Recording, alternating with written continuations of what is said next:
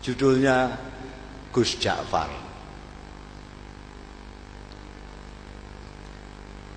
Di antara putra-putra Kiai Saleh, pengasuh pesantren Sabilul Muttaqin dan sesepuh di daerah kami, Gus Ja'farlah yang paling menarik perhatian masyarakat. Mungkin Gus Ja'far tidak sealim dan sepandai saudara-saudaranya, tapi dia mempunyai keistimewaan yang membuat namanya tenar hingga keluar daerah.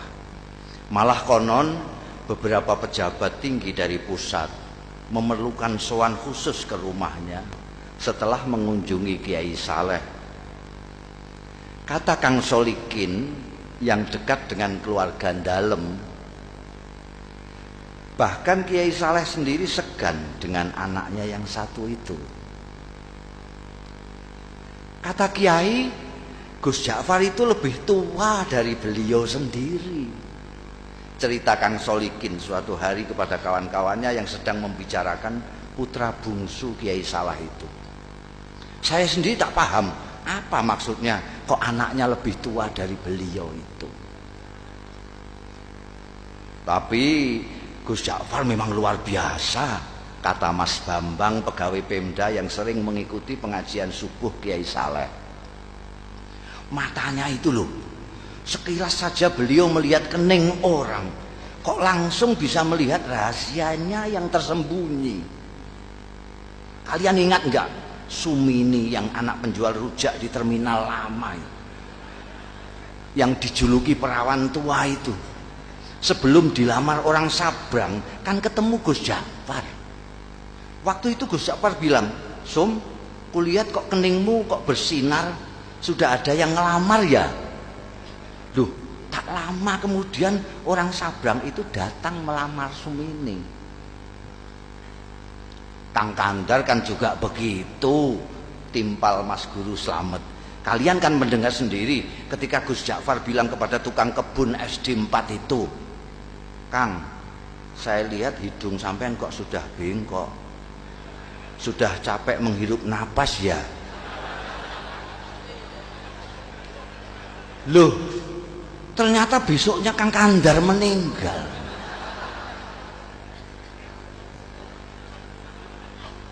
Ya, waktu itu saya pikir Gus Ja'far hanya berkelakar, sahut Ustadz Kamil.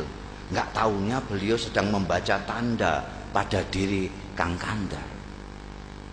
Saya malah mengalami sendiri, kata Lek Salamun pemborong yang dari tadi sudah kepengen ikut bicara.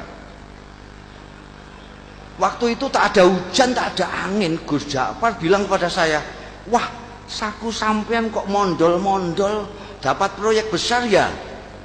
Padahal saat itu saku saya justru sedang kempes-kempesnya.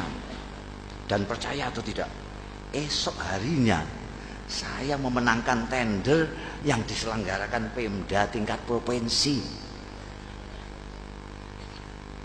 Apa yang begitu itu yang disebut ilmu kasab ya? Tanya Pak Carik yang sejak tadi hanya asik mendengarkan. Mungkin saja, jawab Ustadz Kamil. Makanya saya justru takut ketemu Gus Ja'far itu. Takut dibaca tanda-tanda buruk saya.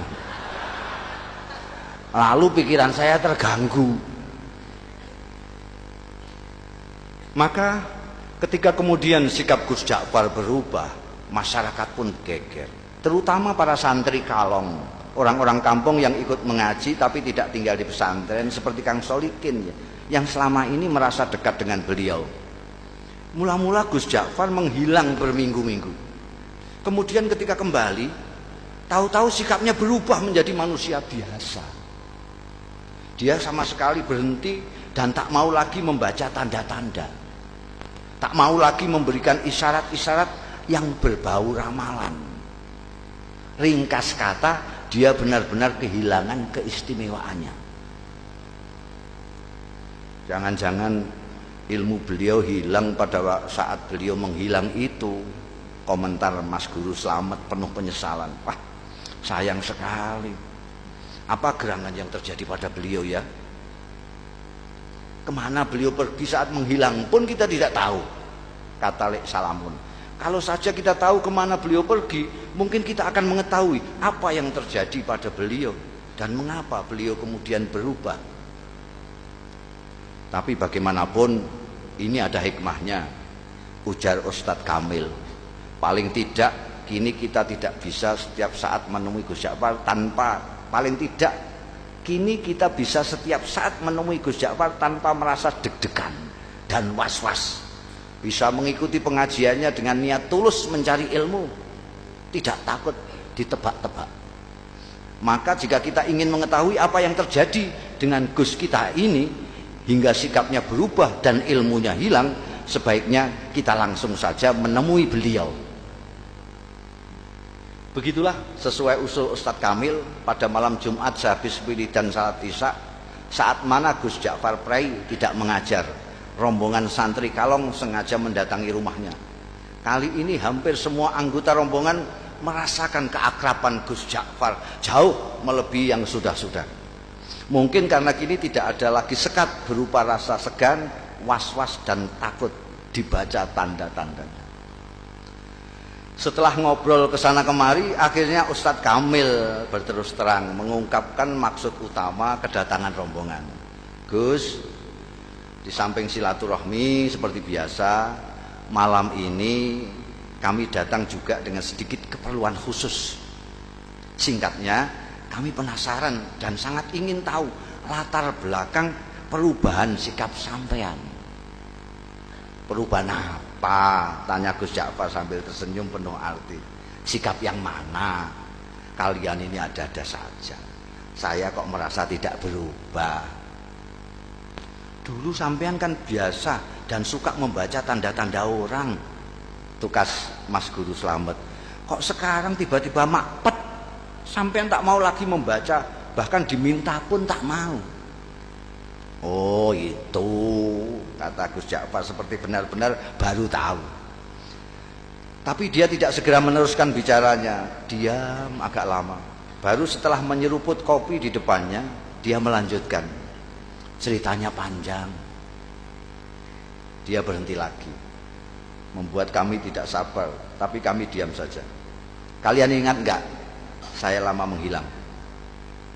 Akhirnya Gus Ja'far bertanya, membuat kami yakin bahwa dia benar-benar siap untuk bercerita. Maka serempak kami mengangguk. Suatu malam saya bermimpi ketemu almarhum ayah. Dan saya disuruh mencari seorang wali sepuh yang tinggal di sebuah desa kecil di lereng gunung yang jaraknya dari sini sekitar 200 km ke arah selatan. Namanya Kiai Tawakal. Kata ayah dalam mimpi itu, hanya kiai-kiai tertentu yang tahu tentang kiai yang usianya sudah lebih 100 tahun ini. Santri-santri belajar kepada beliau pun rata-rata sudah disebut kiai di daerah masing-masing. Terus terang, sejak bermimpi itu saya tidak bisa menahan keinginan saya untuk berkenalan dan kalau bisa berguru kepada wali tawakal itu. Maka dengan diam-diam dan tanpa pamit siapa-siapa, saya pun pergi ke tempat yang ditunjukkan ayah dalam mimpi dengan niat bil barokah dan menimba ilmu beliau. Ternyata ketika sampai di sana, hampir semua orang yang saya jumpai mengaku tidak mengenal nama Kiai Tawakal. Baru setelah seharian melacak ke sana kemari, ada seorang tua yang memberi petunjuk. Cobalah nak mas, ikuti jalan setapak di sana itu, katanya. Nanti nak mas akan berjumpa dengan sebuah sungai kecil. Terus saja nak mas menyeberang. Begitu sampai seberang, nak mas akan melihat gubuk-gubuk kecil dari bambu. Nah, kemungkinan besar orang yang nak mas cari akan nak mas jumpai di sana. Di gubuk yang terletak di tengah-tengah itulah tinggal seorang tua seperti yang nak mas gambarkan. Orang sini memanggilnya Mbah Jogo. Barangkali itulah yang nak mas sebut kiai siapa tadi? Kiai Tawakal. Ya, Kiai Tawakal. Saya yakin itu orangnya, Mbah Jogo.